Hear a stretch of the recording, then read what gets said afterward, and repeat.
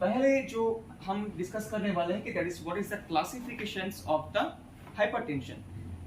जब आप डॉक्टर के पास जाते हैं, when you are going to the doctor, right, a person with hypertension, sometimes you may diagnosis with the slightly elevated BP, right? And sometimes you may see that the BP is extreme level of high, right?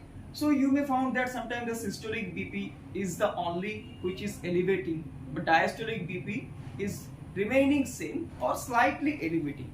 So in that case, if the systolic blood pressure is increasing, only systolic blood pressure is increasing, and diastolic BP, if there is no significant changes, so we can call it as an isolated hypertension.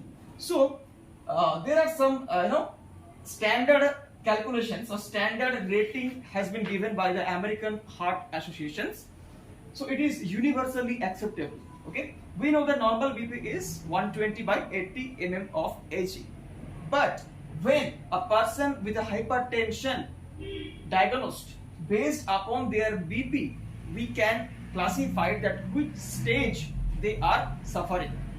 So the first thing, it is pre-hypertension. Okay, so it means it is not the exact stages of hypertension with a minimal signs and symptoms. Okay, so the rating of that will be SBP, it means systolic blood pressures, DBP for diastolic blood pressures. So in the pre-hypertension, there will be a slightly elevations of the SBP and the DBP. So the rating will be 120 to 139 mm of Hg in systolic, and the diastolic will be 80 to 90. Okay, so around 81 to 90 you can catch. Okay, so the next is stage 1. So with the stage 1 BP, those who are suffering, for them the rating will be SBP 140 to 159. It means the SBP will be, and the DBP, the diastolic blood pressures, will be 90 to 99 mm of Hg. That is stage 1. Now the stage 2 is very simple.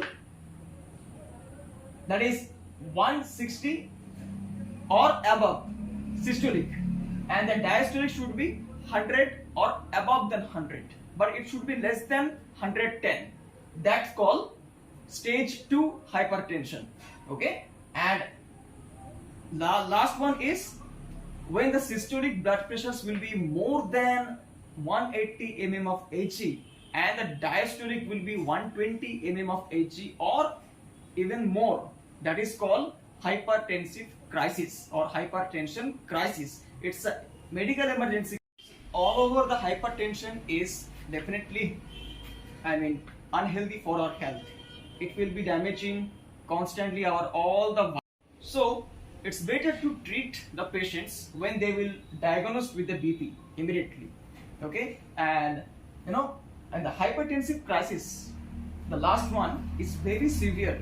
Okay, if it is not taken seriously, the patients may die also. Okay, because here the symptoms will be extreme level, all the internal organ, the epithelial damage will be there very severely if this cases has not treated properly, and so many other problems will be arrived that we'll be discussing in the signs and symptoms on the consequences of the hypertensions. Okay, so let's move on to the topic of pathophysiology. So this is the pathophysiology of hypertension. In a very brief way I have explained, okay, that you need to write for the exam, because each hypertension pathophysiology you can't write. You will not get the sufficient time for the exam paper writing, because the paper also will be short. So here are the complete picture that I have given for your pathophysiology. Okay, pathophysiology of the hypertension. Okay, so ये आप जरा note कर लीजिए, ये मैंने details में मैंने mention किया है, right? So due to the etiological factors, it means the causative factors that we have studied in part 1, any factors can lead to the changes in the arteriolar lining.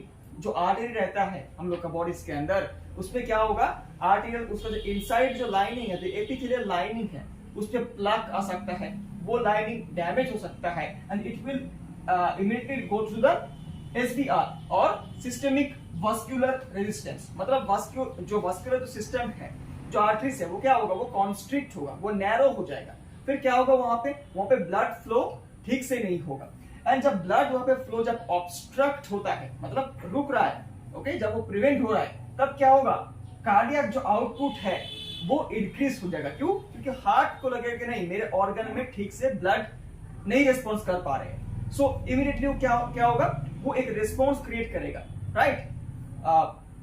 एक जो response create करेगा, वो response की मदद से heart क्या करेगा, वो अपना जो एक्टिविटीज है, जो पंपिंग जो एक्शंस है, सिस्टोलिक डायस्टोलिक जो पंपिंग एक्शंस है, उसको इंक्रीज कर देगा। फिर इंक्रीज कार्डियक आउटपुट तो हो रहा है, लेकिन यहाँ पे क्या होकर रखा है, यहाँ पे आर्टरी जो है वो कॉन्स्ट्रिक्ट होकर रखा है, right. So immediately what will happen, the increase cardiac output, but it will result the decreased blood flow due to vasoconstrictions or vasoresistance, right? So जब हर एक बॉडी ऑर्गन के अंदर ब्लड फ्लो का जब रिडक्शंस हो जाएगा, तो दो ऑर्गन है जो सबसे ज्यादा इफेक्टेड होगा, वो है एक किडनी और दूसरा है लिवर, ओके। सो किडनी में जब ब्लड फ्लो जब रिस्ट्रिक्ट हो जाएगा, तब क्या होगा, किडनी के अंदर रहता है जक्स्टा ग्लोमेरुलर सेल्स, राइट। वो जो सेल्स है वो क्या करेगा, वो रेनिन को प्रोड्यूस करना शुरू करेगा, है ना। तो वो जब रेनिन को प्रोड्यूस करना शुरू करेगा, क्योंकि किडनी को महसूस हो रहा है कि नहीं, there is no sufficient blood supply to the kidney, so I need to produce the renin, okay. So what will happen here, the renin will be releasing, right. And ऊपर से लिवर से क्या होता है, एंजियोटेंसिनोजन रिलीज होता है और जो प्लाज्मा में मिक्सअप रहते हैं। तो ये क्या होगा, आरएए सिस्टम की मदद से क्या होगा, रेनिन एंजियोटेंसिन में, ये एंजियोटेंसिन 1 में कन्वर्ट हो जाएगा, ठीक है। और एंजियोटेंसिन 1 में जब कन्वर्ट होगा तो क्या होगा, वो एंजियोटेंसिन 1 में वो नहीं रुकेगा, it will again change to angiotensin 2 by ACE और एंजियोटेंसिन कन्वर्टिंग एंजाइम। उसके मदद से क्या होगा, ये एंजियोटेंसिन क्या होगा, एंजियोटेंसिन 1 से एंजियोटेंसिन 2 में वो कन्वर्ट हो जाएगा। ये एंजियोटेंसिन का बहुत सारा फंक्शंस हम लोग का बॉडी के अंदर रहता है to maintain the blood pressure, right. So ये एंजियोटेंसिन जब मतलब एंजियोटेंसिनोजन जो लिवर से रिलीज हुआ था, वो जब फाइनली एंजियोटेंसिन 2 में कन्वर्ट हो जाएगा, तब वो क्या करेगा, तब वो मल्टीपल इफेक्ट करना शुरू करेगा। तब वो क्या करेगा, फर्स्ट जो काम करेगा वो है वैसो कॉन्स्ट्रिक्शंस, मतलब हर एक ब्लड वेसल्स को क्या करेगा, वो नैरो करना शुरू करेगा, ठीक है। क्योंकि ब्लड उस तक कम आ रहा था, तो what he will try to do, he will do the vasoconstrictions and then he will react on the adrenal gland to produce ACTH, okay, adrenocorticotropic hormone, and वहां से वो जब एल्डोस्टेरोन जब रिलीज होगा, फिर क्या होगा, अल्टीमेटली बॉडी के अंदर सोडियम एंड जो फ्लूइड लेवल है वो रिटेन होना शुरू होगा, राइट। एंड जब बॉडीज के अंदर फ्लूइड एंड सोडियम वो जब रिटेन होना शुरू होगा, तो क्या होगा, ब्लड का जो वेलोसिटीज है उस पर चेंजेस आएगा, बॉडी का जो ब्लड का जो वॉल्यूम है उस पे इंक्रीज आएगा। फिर क्या होगा, अल्टीमेटली जो ब्लड का जो प्रेशर्स है वो प्रेशर्स एबनॉर्मली इंक्रीज होना शुरू करेगा। And also what it will do, it means the angiotensin 2 it will do the peripheral resistance, जो पेरिफेरीज में जो आर्टरीज है उसको क्या करेगा, उसको रेजिस्ट करेगा, okay. So all this together factors will lead to the hypertension. So that's how the pathophysiology work of hypertension, ठीक है। कि एंजियोटेंसिन लिवर से रिलीज होगा, किडनी से रिलीज होगा, दोनों आरएएस सिस्टम के मदद से क्या होगा, एंजियोटेंसिन 1 एंजियोटेंसिन 2 में फाइनली कन्वर्ट हो जाएगा। एंड एंजियोटेंसिन पता है कि ब्लड प्रेशर्स को कंट्रोल करने में बहुत हेल्प करता है, right, it's a main functions. So it will functions in this 3 way, okay. So this is the ultimate pathophysiology of hypertension. So the next is signs and symptoms of the hypertension. Over blood pressure, usually what it will do, no, it will damage the epithelial lining of each organ, okay. So from the brain the person can get confusion, person can get headache and stroke. In eye, if the blood pressure is too high, right, if the blood pressure is too high, it can cause blurred vision or retinopathy, right? And it can lead to blindness also. From the nose, epistaxis or nose bleeding, right? And in the heart, if the pressure is over, blood pressure is over, what it will do? It can lead to many problems. It can lead to cardiac failure, it can lead to MI or myocardial infarction. It means the heart attack or the angina pectoris or the chest pain. So, it's very common signs and symptoms of the hypertension. And in the kidney, it will mainly damage the glomerular part. Okay, so finally it will lead to the CKD or chronic kidney disease, and then others like sweating, vertigo also will be the signs and symptoms of the hypertension. Okay. So here are the few basic diagnostic evaluations through which we can easily evaluate the high BP of the patients, right? Easily we can evaluate. So as we know, there are multiple causes can lead to the hypertension. So the first thing, okay, being as a nurse, that what we will do, we will correct the history of the patients, right? If anything family history of the hypertension is there or not, or any when the person got hypertension, at what age, okay, whether he is having any bad habit like smoking, drinking, everything. So the basic history we will collect. Then blood pressures monitoring, right? Regularly BP checking we will do. Then chest X-ray to find out with the any like causative factors related to cardio or lungs, right? Then urine test, then serum potassium level test, renal function test to find out any abnormality with the kidneys, so that the person is getting hypertension. So these are the main factors, right? There are multiple factors that we have studied that are the causative factors. To rule out the exact causes, there are many multiple diagnostic evaluations is available. So in that we can find out easily. Okay, so let's move on to the topic, that is medical management of hypertension. Okay, we move on to the treatment. There are some guidelines from the American Heart Association and the American Diabetic Association that is universally acceptable, and we should follow.